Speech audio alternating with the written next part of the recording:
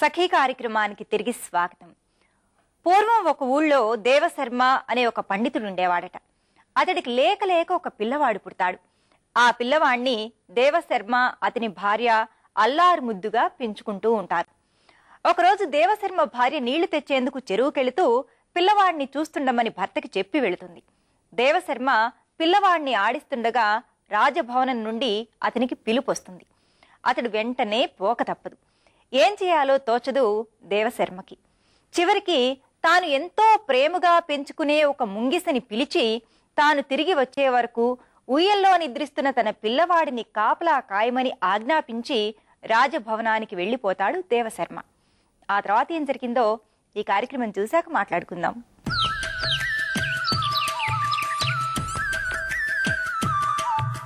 నమస్కారం.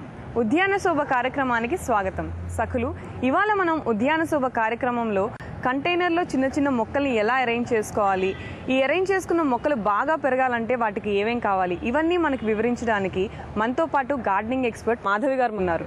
మరి మిగిలిన విషయాలు ఆవిడని అడిగి తెలుసుకుందాం. నమస్కారం మేడం. ఇవాళ ఉద్యాన శోభ కార్యక్రమంలో మా సఖులకి ఎలాంటి మొక్కలు చూపిస్తున్నారు? ఇవాళ కొత్త రకమైన డెజర్ట్ మొక్కలండి. ఇవి డెజర్ట్ మొక్కలు మామూలుగా ప్రతి చోట దొరకనివి. వీటి ఆకులు వైవిధ్యంగా ఉంటాయి. వీటి ఆకృతి చాలా కొత్తగా, అందంగా, ఎస్పెషలీ లేడీస్కి చాలా నచ్చే విధంగా ఉంటాయి. అంతే కాకుండా ఇది వర్కింగ్ ఉమెన్కి, అంటే బాగా బిజీగా ఉండే వాళ్ళకు కూడా ఒకవేళ మొక్కలు పెంచుకోవాలి, మేము ఎక్కువ టైం ఎక్కువ కేర్ తీసుకోవాలి. దీన్ని యాక్చువల్గా మన దగ్గర కాదు కానీ అమెరికా సైడ్ వాటిలన్నిటినీ వాటర్ వైజ్ ప్లాంట్స్ అంటారు. వాటర్ వైజ్ అంటే చాలా ఇంటెలిజెంట్గా వైజ్గా దీనికి వాటరింగ్ ఇచ్చి కేర్ ఫ్రీగా పెంచుకునే టైప్ మొక్కలు అనమాట. జనరల్గా ఏ ఎడారి మొక్క అయినా కూడా ఎక్కువ ప్యాంపరింగ్, అంటే దానికి ఎక్కువ పోషణ అవసరం ఉండదు.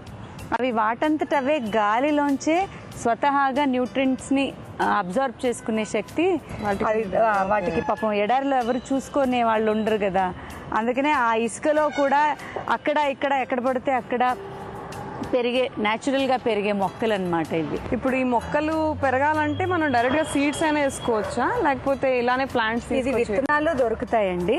కాకపోతే విత్తనము అది మొక్కలాగా ఎదగడానికి చాలా టైం పడుతుంది. కనీసం ఒక 6-7 నెలలు టైం పడుతుంది అనమాట విత్తనం ప్రాపగేట్ అవ్వడానికి.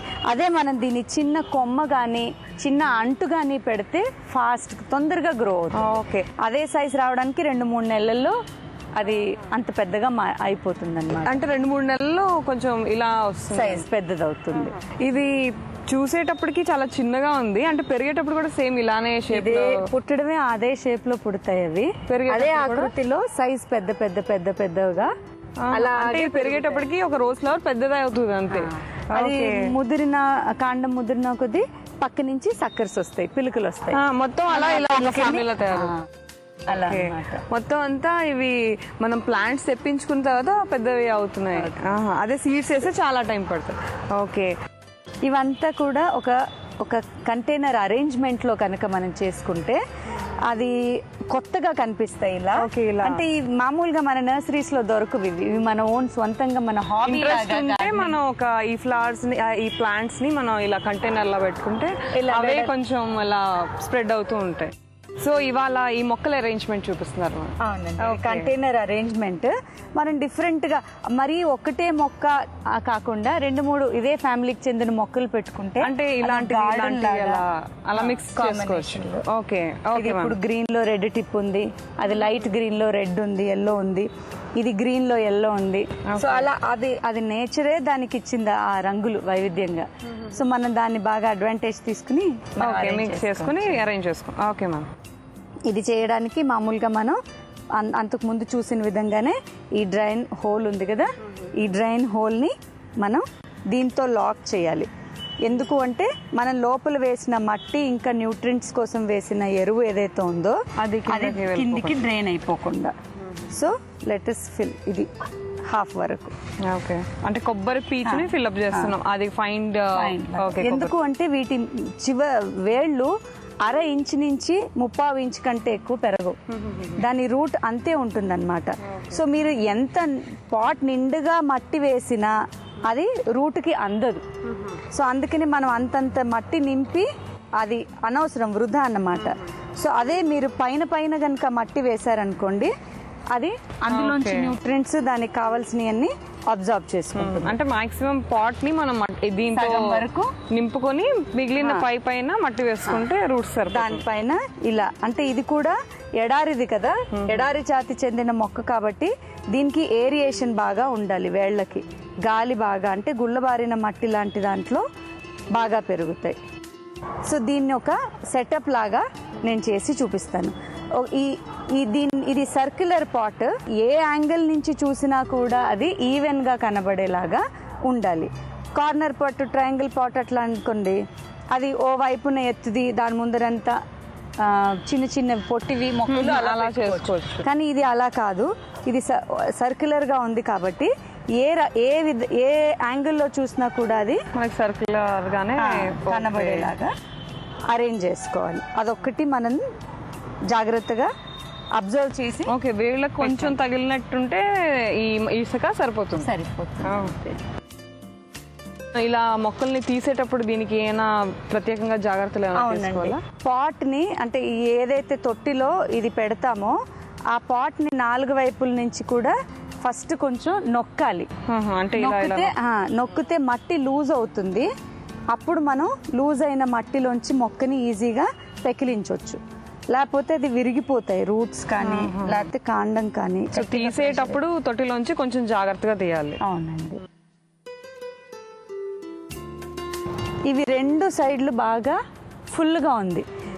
ఇది ఇంకా పెరగాలి అంటే స్కోప్ వేయడానికి మనం ఒకవైపు అయినా కొంచెం ఖాళీగా, అంటే కొద్దిగా గ్యాప్గా పెట్టుకుంటే కనీసం ఒక 6 months వరకు దీన్ని డిస్టర్బ్ చేయాల్సిన అవసరం ఉండదు. సో అలా చేయడానికని దీంట్లో ఈ సైడ్ నేను చిన్న మొక్క పెడదామని. మరి ఇలా అరేంజ్ చేసుకున్న మొక్కలకి మనం వాటర్ అది ఎన్ని రోజులకు ఒకసారి పోయొచ్చు? ఇది మామూలుగా చలికాలము, వర్షాకాలము మాయిశ్చర్ ఎక్కువగా ఉంటుంది, తేమ గాలిలో. సో అలాంటప్పుడు మనం ఆల్టర్నేట్ డేస్ ఇస్తే సరిపోతుంది. దీనికి ఒక 1/2 గ్లాస్ నీళ్లు, ఇంత అంటే ఈ 3 మొక్కలకి 1/2 గ్లాస్ నీళ్లు సరిపోతాయి అన్నమాట. సో అలా.